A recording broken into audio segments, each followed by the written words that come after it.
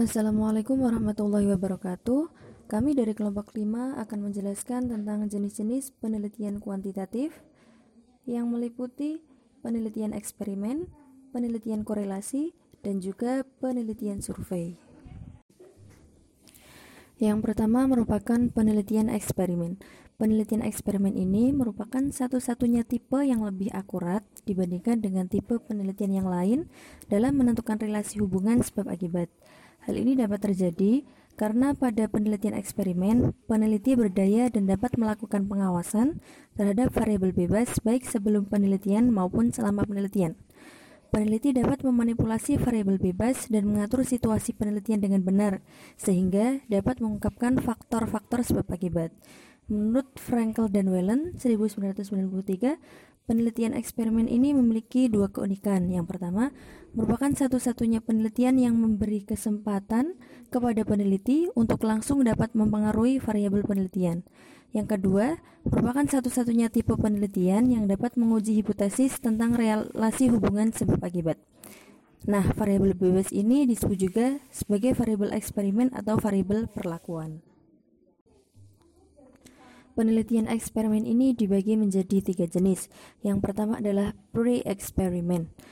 Penelitian yang pada prinsipnya hanya menggunakan satu kelompok. Pada tipe penelitian ini tidak ada kelompok kontrol.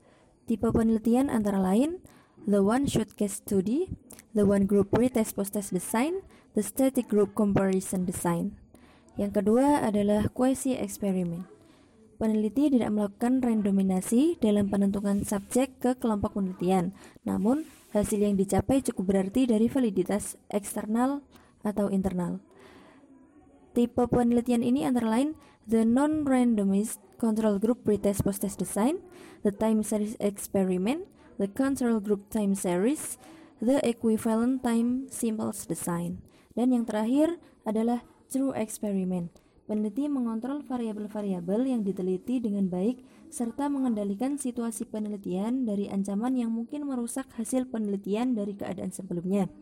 Tipe penelitiannya antara lain the randomized pretest post-test control group, the randomized post-test only control group design, dan yang terakhir adalah the randomized Solomon-Four group design. Selanjutnya ada kelemahan dan keuntungan dari penelitian eksperimen. Kelemahan dari penelitian eksperimen yang pertama adalah situasi lingkungan yang artificial. Setiap peneliti selalu dihadapkan pada situasi yang dibuat, dikontrol, dan bukan latar alami. Tingkah laku sosial ditempatkan dalam suatu lingkungan yang dibuat dan dikontrol, misalnya pada laboratorium. Yang kedua, adanya efek peneliti sendiri atau experimenter effect. Peneliti mengharapkan suatu yang ingin dipakai sehingga membawa pengaruh pada pencapaian hasil. Yang ketiga adalah meletakkan objek penelitian di laboratorium dapat dikontrol dengan baik. Namun, ketika melakukan eksperimen ilmu sosial di lingkungan alami, akan sangat sulit mengontrol variabel extraneous sehingga memberi pengaruh pada variabel terikatnya. Keuntungan dari penelitian eksperimen yang pertama adalah dapat ditentukan pengaruh atau akibat variabel bebas terhadap variabel terikat atau pengaruh variabel lain terhadap variabel terikat. Yang kedua, dapat dilakukan kontrol terhadap berbagai jenis variabel dan kondisi penelitian. Maka pembuktian hipotesis ini menjadi lebih baik dan ukuran sampel menjadi lebih kecil. Penelitian menjadi lebih akurat dan teliti. Yang ketiga adalah eksperimen memberikan dan menyediakan kesempatan kepada peneliti untuk mempelajari perubahan sepanjang waktu penelitian atau analisis longitudinal. Yang kedua adalah penelitian korelasi. Penelitian korelasi atau korelasional merupakan suatu tipe penelitian yang melihat hubungan antara satu atau beberapa ubahan atau variabel dengan satu atau beberapa ubahan yang lain. Tujuan utama dilakukannya penelitian korelasi ini untuk membantu menjelaskan pentingnya tingkah laku manusia atau untuk memprediksi suatu hasil. Dengan demikian, penelitian ini berbentuk deskriptif karena menggambarkan hubungan antara ubahan-ubahan yang diteliti. Maka dari itu, penelitian korelasi ini merupakan upaya untuk menerangkan atau memprediksi sesuatu hal yang diteliti atau explanatory studies and prediction studies. Ciri-ciri dari penelitian korelasi ini antara lain, yang pertama, Penelitian korelasi digunakan bila ubahan yang diteliti kompleks dan tidak dapat diteliti dengan metode eksperimen dan tidak dapat dimanipulasi. Yang kedua, dilakukan pengukuran ubahan sekaligus, saling berhubungan, dan dalam latar realistik karena dalam bentuk angket. Dan yang ketiga, apa yang diperoleh adalah kadar hubungan, bukan ada atau tidak ada pengaruh di antara variabel yang diteliti, kecuali menggunakan teknik analisis yang lebih kompleks. Langkah-langkah pokok dari penelitian korelasi itu ada 7. Yang pertama, memilih rumusan masalah. Yang kedua, melakukan studi literatur. Yang ketiga, mengidentifikasi variabel. Yang keempat, menentukan sampel, kemudian menyusun dan memilih instrumen yang cocok, serta menentukan teknik analisis data. Langkah yang kelima, mengumpulkan data.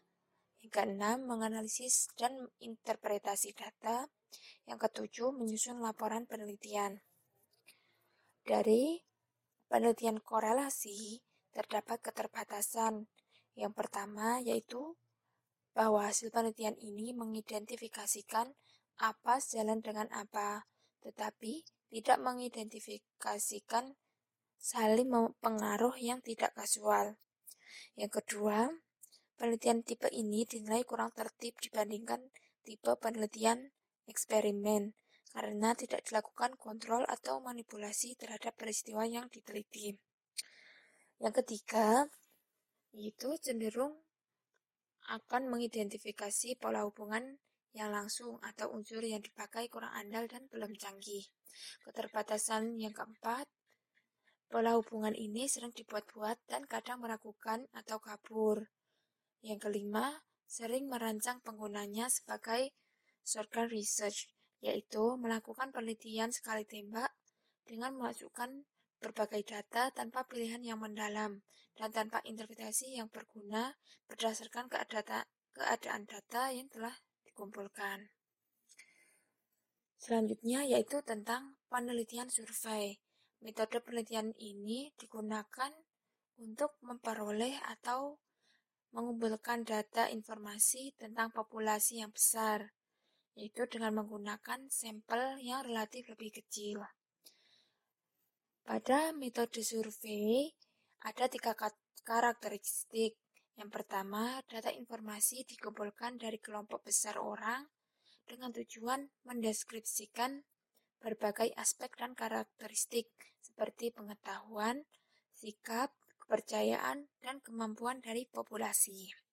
Karakteristik yang kedua, yaitu data informasi diperoleh dari pengajuan pertanyaan, baik tertulis maupun lisan. Yang ketiga, data informasi diperoleh dari sampel, bukan dari populasi. Tujuan penelitian survei menurut Suhartono itu ada 2, yaitu memberikan gambaran dan melakukan analisis. Sedangkan menurut Mas Seri Singarimbun, tujuan survei juga ada 2, yaitu mengumpulkan data sederhana dan menerangkan atau menjelaskan.